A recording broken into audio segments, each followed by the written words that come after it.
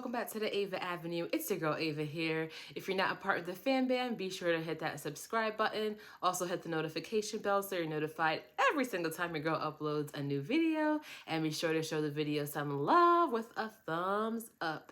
Today we are getting some life advice from someone who is 103 years young. Let's get into this video, you guys. What advice would you give to your 25-year-old self? I thought I was done. There's nothing more to live for. My husband asked for a divorce after 46 years of marriage. The world was broken. If you can't see it, maybe it'll go away, but it doesn't. What was life like, the world like during World War II? Oh. Today I'm in Phoenix, Arizona, asking the world's most accomplished 103-year-old some of life's deepest questions. In this video, Gladys is going to share all of her insights and wisdom for how to live a more fulfilling life. So without further ado, let's get into it.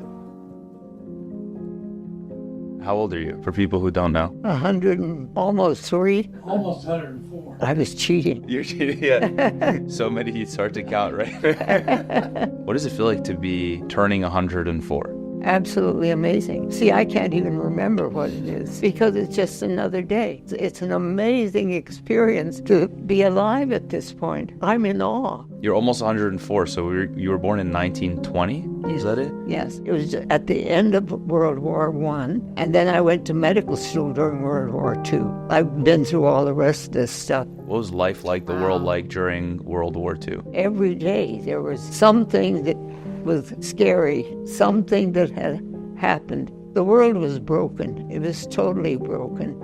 And then it reached down to every one of us. And V-Day was huge, just huge. What were you doing on V-Day? Do you remember? Well, we had a picnic, and you bring your basket and you share it, just celebrated however we could. A lot of people are super fearful about what the world will be and what it will look like. And I think that definitely puts a lot of strain on people's mental health and mindset. So you've been through so many periods in life that have seemed like, what's the world going to be like? You know, is this it? Is it the end? Is it going to get any better? And it always seems to correct itself. Look for the light. If you're looking for the darkness, you'll find it. But look for the light, because the sun always comes up and the moon comes up and the stars. There's always light to be looked for if we look for it. Why do you think people gravitate towards darkness? Scared. They're really afraid to really look at what's there. And so if you can't see it, maybe it'll go away, but it doesn't. Look for the light. Look for hope. If you're looking for it, you'll find it. Sometimes it's hard to find. Sometimes it's very hidden. See, I kind of like thinking if I'm walking on a path that's dark and all I can see is one step at a time, I can take those steps one step at a time. But as I look over to one side or the other, maybe on the left side there's a tiny little glimmer of light. But if I take my flashlight and put it on with that little glimmer, it lights the whole thing up. In other words, if we have something that we have to share and we share it, life gets more exciting. Not only for us, but for the person that finds the light and all of a sudden, well, there's more there. See, I have these 5 L's that given me a little bit of a platform from which to work at. The first 2 are life and love. They go together. They don't function without each other. It's like when I'm pregnant, the baby that I'm carrying is one with me. Everything I eat, he eats. Everything I think, he thinks. It's all one unit. So the life and love function together. The third L is laughter. Laughter without love is cruel. It hurts. It breaks up families. It causes wars. But laughter with love is joy and happiness. It lights your life up. And the fourth one is labor. Labor becomes drudgery if you're just dragging it along. But when you actually look at it with love, you find what you're finding. The work that you are doing is 10 times as hard and longer hours than anything that you would have been doing when you were dragging yourself through it. So finding the aspect of your own being that says, I got it, and you go after that, that's what lights you up. I'm working at this age to do something that I can do, and I know that the world is hungry for it. And then the last L is listening. Listening without love is empty sound. You just don't hear it. But if you're listening with love, You'll hear it, and it'll speak to you. Why do we laugh so little when we get older? We forget, and we start carrying the bag. It's better to let it go. My mother had the saying in Hindustani, Kuch Purwane. Many things come along, but they're just not worth it, so just let it go. If somebody says something mean to you, and you take it in, it hurts your feelings. But if you take it in and you say, oh, well, it doesn't matter, and you let it go, it's gone. You don't even remember it. I have a really good friend, and she's in her 90s, and she called me a week or two ago, and she said, oh, I wake up in the morning, and I think, oh, not another new day. And I thought, oh, how sad. You know, that's so sad.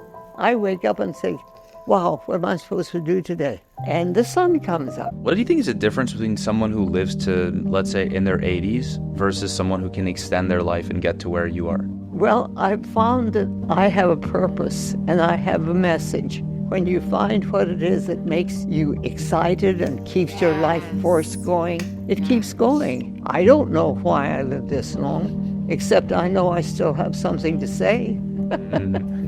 If the purpose that you're working for suddenly moves out of the way, you either find another or you just let it drop. It's like when my husband asked for a divorce after 46 years of marriage. I thought I was done. I was completely broken. I was in my car riding back from my office to an empty home except for my dog, and I thought there's nothing more to live for because we had done so much together.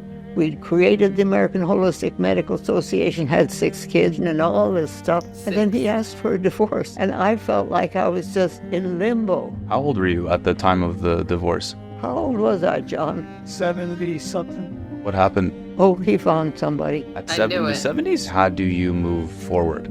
Oh, I was totally broken. I really didn't have any idea what I was going to do, but I knew that there was still work for me to do. So I think the important thing is not to shut everything down. You know, I could have gone back in the car and shut the door and sat in the rest of my life being horribly broken, or I could keep that door open and see what else came up. And I didn't want to be broken. About a year later, I was able to write my ex-husband a letter and say, thank you for giving me my freedom. Because all of a sudden, I was not Bill and Gladys like I had always been during our marriage. It was Dr. Gladys. So all of a sudden, I had a new identity and I could use it. What is it like to go through life, I say especially in the last 20 years, and you start seeing people that you were close with, that you spent a lot of time with, passing away? Like, how do you deal with that sort of grief? One of my really close friends died last Monday. I'm sorry. I'm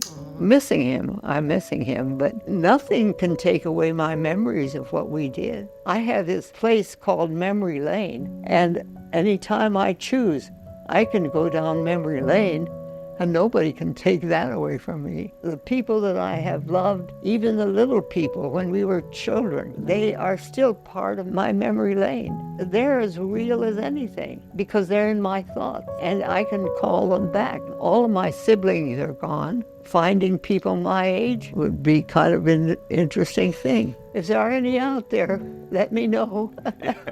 I think a lot of people attribute diet to longevity. What do you eat? What is your diet? My diet is what I can do. My son John goes out and gets some food and I eat it. You ever had In-N-Out Burger? Would we ever catch you having a fast food hamburger? Sure. Yeah. Yeah, I haven't had one for years. But you would if John brought it home. Yeah. I try to keep it as fresh as possible. Home cooked food if you can do it. If not, as close as you can get. What's like your favorite meal that you like eating, or favorite I don't food? have a favorite meal. A long time ago, I decided I'm happy that I've got food because there have been times in my life when I didn't have it available. What other things, what other habits, or just in general, what things contribute to living a Keep long life? moving. I walk with my walker and I keep my steps on my cell phone so that I make sure that I keep moving. I go around my own little house here. Keep your body moving. Get at least 8 hours of sleep a night if you can do it. Sometimes you can't, but take a nap. It took a while for me to understand that. When you take a rest, you're not being lazy. You're doing something. You're actually taking a rest. If you were to go back in time, knowing everything you know today, and you could speak to your 25-year-old self, what advice would you give to her to live better? Don't lose the light. Follow the light. And love is always the great teacher. So look for it. The hard times come, but they go too. If I asked you also to your 50-year-old self, would that advice be different? No, I'm really content with where I am. I don't have much, here, but I've got the whole world. Yeah. Wow, I love the little nuggets there that Dr. Gladys McGarey left. I loved what she was saying about the 5 L's, and I really like love, laughter. Laughter without love is not great, it's cruel, something like that, what she said.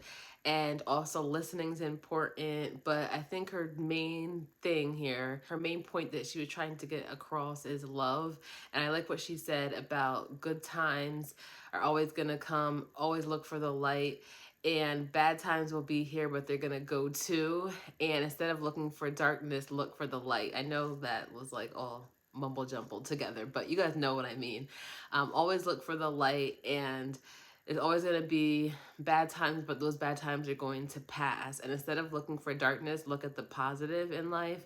And wow, when she said that her husband asked for a divorce after 46 years of marriage, I just knew, I had an inkling that he probably found somebody else, what she confirmed. She was saying instead of like her and her husband now, it was just her. She could stand by herself, stand in who she was as a person and continue her life's work. And what she said about work is so important. When you have a purpose, when you find your life's goal, your life's work, you can be working 10 times harder than if you were in an office setting or something, or doing like the average 9 to 5. But if you're doing your life's work, your life's purpose, you can put in 24 hours a day, 48 hours with no sleep, but it's your life's purpose. So it just feels a part of your being. It feels a part of you. So it's not like work that you're just going to be like dragging along doing because you don't want to do it. It's like your life's work and your life's purpose is a part of who you are. So you feel like you need to be doing it. And even though it's hard work, it's still fulfilling. So I really felt her on that. And then when she was saying, stay active, your diet, and she's just grateful that she has food. But the active part, that's what the other woman in the other video that I just did also said, stay active. That's really important in order to live long. What she was saying about the people that she used to know and how they're not with her anymore. Memory lane, that was really touching.